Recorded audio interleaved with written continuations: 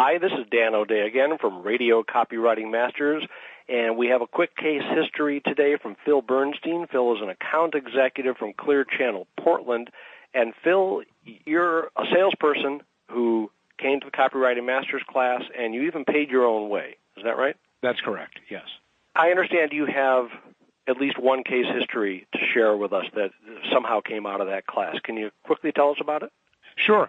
This actually was something that had been a conversation that had happened long before the class actually took place. It was the owner of a real estate company in town who had done some advertising on my stations, had done some advertising on some other stations in town, was usually writing his own copy, and I know from having talked to him was not thrilled with the results. And I asked him if I told him that I was going down to a 3-day copywriting seminar in Los Angeles and asked if I could use his company as an example and work on a script. And he said that'd be fine. Did you have any fear that mentioning that to him in advance would somehow undercut your authority as an expert? I didn't really think so because I didn't think I really had any authority as an expert at that point. And so this was something I hope would bring me some. So he'd been advertising off and on various stations in the market. Who wrote the copy for the spots that he was running? He was usually writing his own. Oh, really? So what was he writing?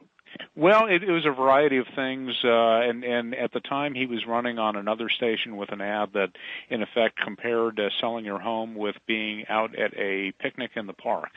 That when you worked with his company, it was just that easy. No, you're kidding. No, I'm serious, and I've sold a home. It's in the best of markets, it's no fun at all. Now, but he meant it's like a picnic in Central Park at 2 in the morning. No, not necessarily. I think he meant during the day in Laurelhurst. Wow. Selling a house with us, buying or selling a house with us is like a picnic in the park. Yes, and there's a lot of evidence to the contrary. And, yeah, a little believability issue. And was he satisfied with the results? He had not been happy with the results. He'd shared that with me, but had not been happy with anything else I'd brought him either. So what was it that you came up with? What did you bring back to him? Well, what he was interested in was being involved in our traffic network, which involved 15-second commercials. And the beauty of a 15-second commercial is that you have to get to the point in a hurry. And thinking about what somebody would need from a house transaction, you talk about the principle of WHAM, why and how will it affect me.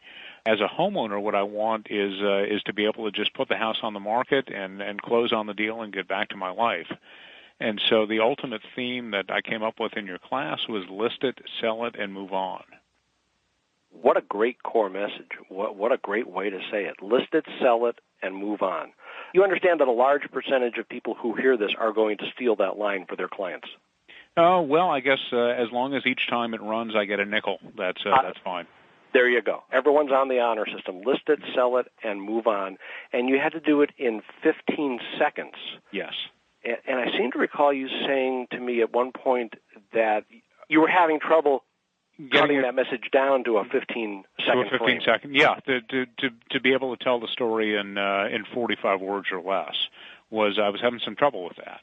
And one of the exercises, I don't know if it was an exercise, but one of the things you taught us was that often you can take a look at what you've written and ask yourself whether the commercial would still be as good if you eliminated the first sentence, and sometimes even the first paragraph. And so I took the beginning and took it out, and it didn't seem to hurt at all. And that helped me get down to 15 seconds without damaging the core message.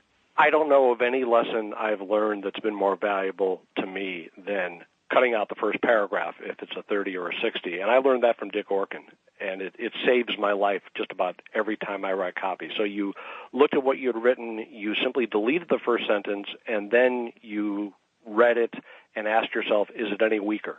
Is that pretty accurate? Yeah, that's it. And it did not seem to be. So if it's not any weaker, you didn't need that first sentence. Right. So you got a 15-second spot that's built on the core message of list it, sell it, and move on. Right. Took it back to Portland. What happened then? I called the client up and I said, I'm back. I've written a commercial. Would you like to see it? And he said, could you come out this afternoon? So he was eager to see it. which was different. Why do you suppose he was eager? I suppose because I'd been to school.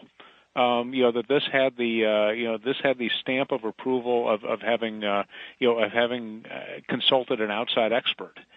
Ah, okay. So if nothing else, he was hoping to pick your brain or get some of the knowledge that you had paid for, but he would get it for free. Perhaps. Okay. Perhaps, or at least he felt that what I was going to bring him had more credibility because it had come from that kind of an exercise. So did you have the spot recorded, or was it just a script? Just a script, and so I brought the script out. And you handed it to him to read to himself? No, I actually read it to him, and then after I read it to him, I handed it to him. And what was his response? He said this is very different from what I've been doing, and then he said, I think I'd like to go with this. Wow. Were you expecting that kind of immediate commitment? No, I was not. And so now I know the answer to this. This is a setup. So I guess you weren't prepared, huh? Actually, I was. Dan, I'm a trained professional, and I had a proposal in my briefcase. So you whipped out the proposal. Can you share with us the dollar amount on that deal? The dollar amount that I brought him was 3 months for about $18,000. The commission was enough to pay for the class, including my travel expenses, and actually wound up in the black. That's not a bad deal. No, it wasn't a bad deal at all. Okay, Phil, I'm going to put you on the spot. You have a few moments to share one key tip. What is the one thing people should take away from this success story that can help them with their advertising? I think probably the one key to it is that you have to, whatever the length of the commercial, whether it's 30 seconds or 60 seconds or even 15, somewhere within there has to be what you call the wham principle. Why and how does it affect me being the listener? And so probably the real takeaway is to have something that is a realistic benefit to the listener that the listener would get by doing business with the advertiser.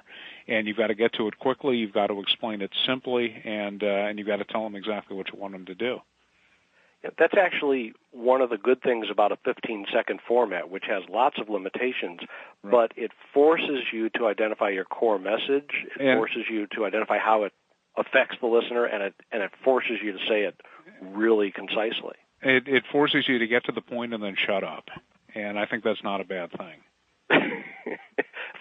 In life, perhaps. In life, yes. A final question. I think it's been maybe 9 months since this experience, since you went back and he signed the initial $18,000 contract. Is he still on the air? He is still on the air. And I can tell you that the real estate market around here is not a picnic in the park. And so the fact that he's still with me 9 months later, number one, he has made this a profitable investment, and number two, tells me that the advertising is working. It's great to hear. Bill Bernstein, Clear Channel Portland, thank you very much for sharing your success story with us. All right. Thank you, Dan.